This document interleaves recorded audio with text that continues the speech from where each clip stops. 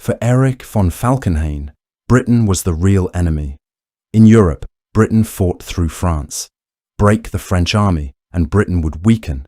The target had to be a place France could not abandon. Falkenhayn presented this plan to the Kaiser. It would not be an attack for territory, not for a breakthrough.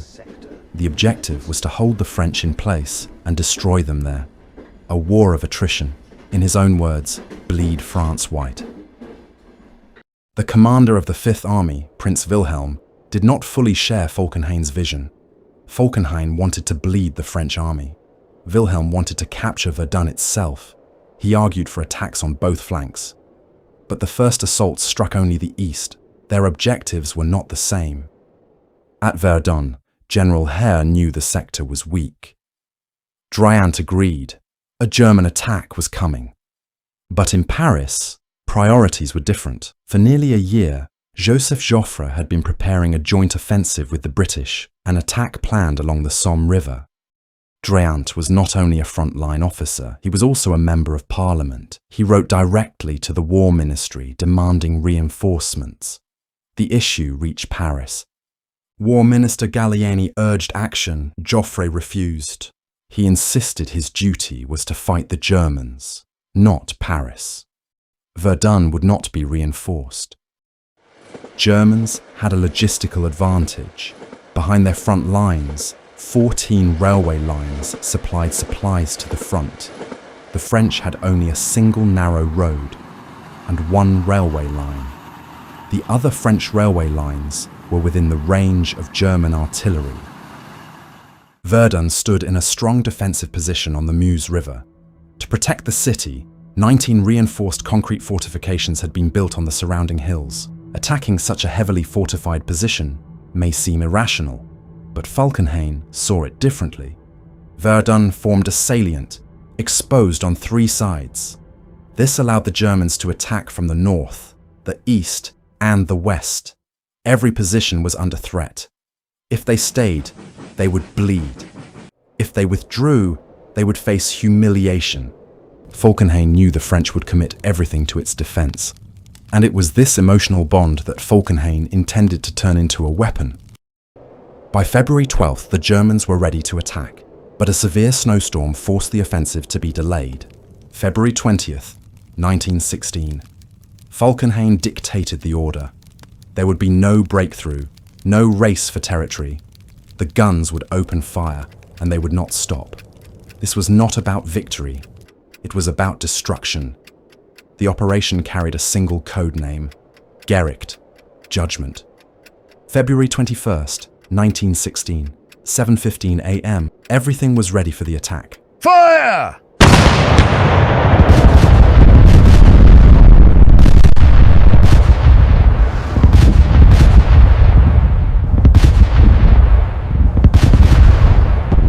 1,220 German guns opened fire.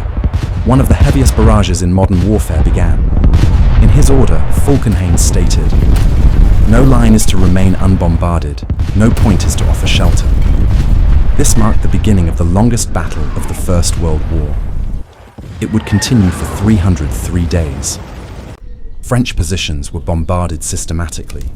Guns fired at pre-marked coordinates, trenches, supply routes, communication lines. The goal was total destruction. In the first 8 hours alone, 1 million shells were fired. After hours of bombardment, German infantry advanced. In small fire teams, 5 to 10 men, they moved forward. The first French line collapsed. At the same time, the Corrèze forest was no longer a forest. In this sector, Lieutenant Colonel Émile Driant was holding against the German assault. The German command wanted to ensure that nothing survived. The guns opened fire again, this time with gas. It seeped into the trenches. There was nowhere to hide. The French had no masks. They pressed cloth to their faces and tried to endure. The plan was precise. No infantry would advance until the artillery had done its work. The objective was clear: maximize French losses, minimize German risk. Flamethrower units were deployed against trenches and underground dugouts. Fire reached where bullets could not. Émile Driant commanded 1,200 men. Against them advanced a German force of 10,000, led by the 21st Division. The attack came at full strength. Driant received no reinforcements. On February 22nd, Driant gathered all his men at the command post. Ammunition was almost gone. Driant's unit was on the verge of losing its ability to fight. When he realized his position was about to be encircled, he ordered a withdrawal. He stayed at the rear, covering the retreat. During the withdrawal, he was killed in the Cors forest. The resistance of Driant and his men earned German respect. Lieutenant Colonel Driant was buried by German forces with a formal military ceremony. Out of 1,200 soldiers, only 110 managed to reach Beaumont. This defense delayed the Germans by 2 days. By February 24th, the battle was moving under overwhelming German superiority. 24th February 1916, 8 o'clock. Samigny abandoned. 16 o'clock, Beaumont fallen. The main defensive line collapsed. The French could not slow the advance. German forces moved rapidly toward French strongest position, Fort Douaumont. Ahead lay Fort Vaux. On February 25th, under snow and fog, the 24th Brandenburg Regiment reached the fort's moat. Small units approached from different directions. Some soldiers hesitated, unsure whether it was a trap. Others moved on. Lieutenant Georg von Brandis entered the fort. He reached the command post. The French garrison surrendered. Fort Douaumont fell, without a single German casualty.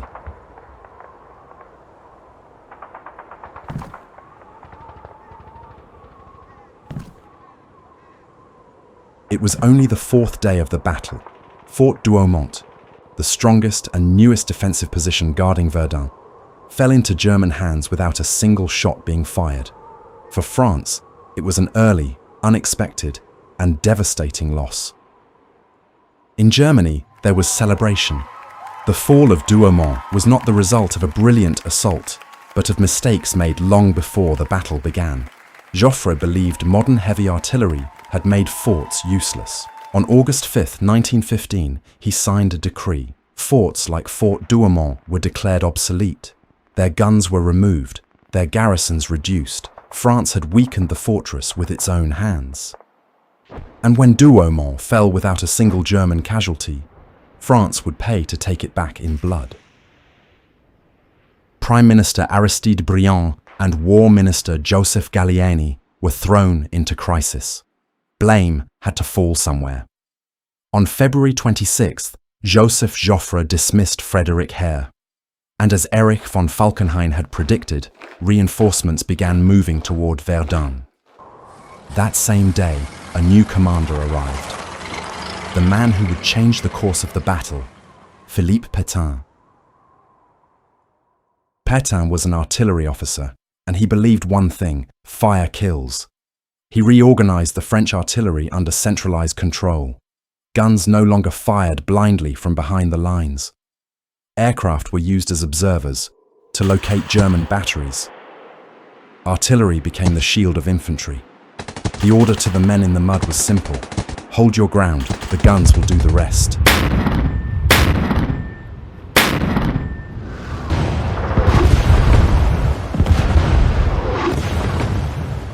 Petain built a system without precedent in military history. It was called Noria.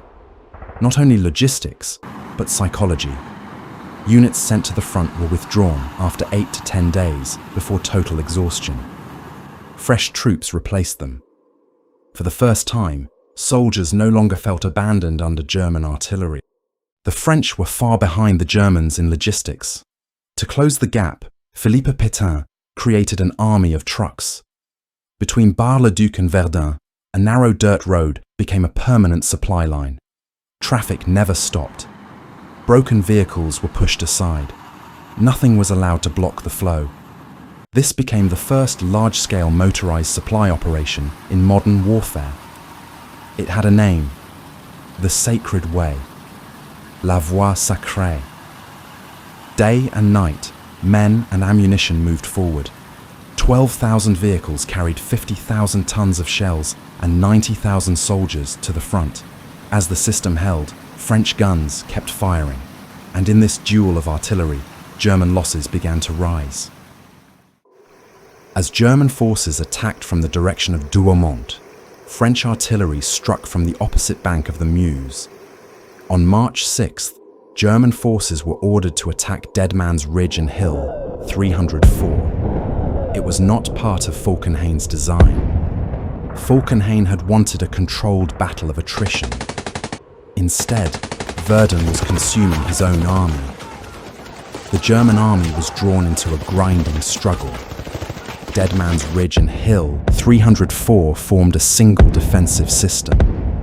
An attack on one was met by fire from the other, so the Germans fought meter by meter. When they captured the hills, French artillery destroyed them. When the French returned, German guns answered. The shelling never stopped. By the end, both hills were lower than before, not conquered, ground down by steel, and with every day, German losses rose. The war of attrition was no longer bleeding France alone. The German army struggled to move troops and ammunition to the front. Their solution was underground. They built the Gallwitz Tunnel, a 2.5-kilometer logistics passage with a railway line for ammunition. A second tunnel followed, the Kronprinz Tunnel. It moved troops, evacuated the wounded, and housed a field hospital and a command center. On April 9th, Falkenhayn ordered a general offensive. The German army would attack with full force along the Verdun front, but the decision contradicted his own plan. The war of attrition was meant to bleed France, not launch a breakthrough. Crown Prince Wilhelm opposed the order. Now it was too late. The French had already hardened their defences under Petain. To Wilhelm, the assault meant only one thing: sending soldiers to die for nothing. Facing the German offensive, General Petain issued an order. The words quickly spread through the French ranks. Courage, on les aura. Hold fast, we will get them. At Dead Man's Ridge, they gained ground, but the French second line held. In the east, the attack collapsed. Morning fog hid the advance. When it lifted, German troops stood fully exposed to French artillery. The losses were devastating. After 4 days of fighting, the German offensive was crushed. The battle turned into a war of mud, trenches filled with water. Men sank into the earth up to their waists. They fought not only the enemy, but the ground itself. Supply lines broke down. Food grew scarce. Hunger spread. Under these conditions, Petain's Noria system proved vital. German divisions stayed at the front until they were nearly destroyed. French units were rotated out before collapse. It gave French soldiers a small chance to survive. In early May, a purge disguised as a promotion took place. Petain had saved Verdun and was now hailed as the hero of Verdun. His popularity was growing among soldiers and civilians.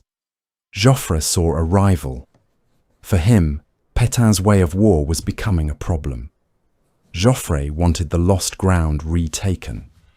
He could not dismiss a national hero, so he promoted him to command Army Group Centre. In reality, it removed him from Verdun. Command passed to Robert Nivelle, a general who believed in attack, not defence. On May 8th, an unexpected disaster struck the front. An ammunition depot inside Fort Douaumont accidentally exploded. 679 German soldiers were killed instantly. Those who escaped were mistaken for French troops and shot by their own men. The blast shook the German garrison. Seeing an opportunity, General Charles Mangin, newly arrived at Verdun with Robert Nivelle, began planning an attack. The French 129th Infantry Regiment fought its way through German lines and reached the roof of Fort Douaumont. But inside the fort, German resistance was stronger than expected. After the explosion, the garrison had been reinforced, with fresh troops and new machine guns. French soldiers on the roof came under heavy artillery fire. They could not enter the fort. German observers, using periscopes, tracked every movement and guided the artillery. The assault failed. More than 5,000 French soldiers were lost. Nothing was gained. In June, German forces advanced toward Fort Vaux. The fort was commanded by Major Sylvain Eugène Raynal. To capture it, the Germans were forced into tunnel fighting. Some passages were barely 1 meter wide. The combat was brutal, close and relentless. Flamethrower units entered the fort. Grenades were thrown through vents and under doors. German artillery struck the fort and destroyed its water supply. The defenders were left without water. After 7 days of resistance, Raynal surrendered. His men were exhausted, out of ammunition, and dying of thirst. The stand earned respect from Wilhelm, German crown prince. When Raynal surrendered, the prince received him personally and gave him a sword in honor of his defense. On June 23rd, the German army launched a major assault on the village of Fleury. Around 110,000 gas shells were fired at French positions. Gas clouds spread across the battlefield. French soldiers suffocated in their trenches. Behind the gas, one of Germany's elite formations advanced, the Bavarian Alpine Corps. They pushed forward to the village. The village had already been shattered by constant artillery fire. As the attack began, General Robert Nivelle sent a message to rally the troops. Ils ne passeront pas. They shall not pass. The fighting at Fleury never stopped. What remained was no longer a village, only rubble. Soldiers fought at close range among shattered walls and cellars. Fleury changed hands 16 times, a village erased from the map and turned into a grave for thousands of men. On the night of July 11th, the Germans launched a gas attack on Fort Souville. Beyond Souville lay Verdun, only 4 kilometers away. This fort was Verdun's last shield. On the morning of July 12th, the Bavarian Guard Regiment advanced to capture it. The German army crossed the outer ditch and reached the roof. To mark their advance, they raised a flag. At that moment, Lieutenant Kleber Dupuy led his men in an assault on the roof. They drove the Germans back. When Erich von Falkenhayn saw Souville could not be taken, he ordered the attacks to stop. The Battle of the Somme had already begun in the north. Germany had no more troops to spare. The ditch before Souville marked the farthest point the German army would reach inside France during World War I. Beyond that line, Verdun did not fall. The shield of France refused to break. Pressure on Verdun eased due to the Battle of the Somme. Erich von Falkenhayn halted all offensive operations and ordered the army to adopt a full defensive posture. Falkenhayn had assured the Wilhelm II that Romania would remain neutral or side with the Central Powers. On August 27th, Romania switched sides and declared war on Austria-Hungary. Germany panicked. A new front had opened, one Falkenhayn had not anticipated. On August 29th, Erich von Falkenhayn was dismissed. He was replaced by Paul von Hindenburg and Erich Ludendorff. The new command effectively ended the Verdun operation. On October 24th, the first French counterattack began. French 400mm railway guns opened fire on Fort Douaumont. 4 hours later, the symbol of the battle was back in French hands. The French used different tactics. They staged fake attacks to lure German artillery into revealing its positions. Once exposed, counter-battery fire silenced the guns. Then, using the rolling barrage tactic, French infantry advanced behind the artillery fire. German machine guns were rendered ineffective. On the morning of November 2nd, the Germans abandoned Fort Vaux. The French army reoccupied the fort without a fight. On December 15th, the second major French counterattack began. For 3 days, French artillery unleashed a massive barrage on German positions. The exhausted German defences could not hold. The German line was pushed back 3 kilometers. Many German soldiers were too exhausted to resist. Thousands surrendered. By December 18th, the French had reached their operational objectives and halted the offensive. When Paul von Hindenburg and Erich Ludendorff inspected the front, they faced a bitter truth. Verdun had become a black hole draining the strength of the German Empire. The war of attrition planned by Erich von Falkenhayn to bleed the French army became a disaster for Germany as well.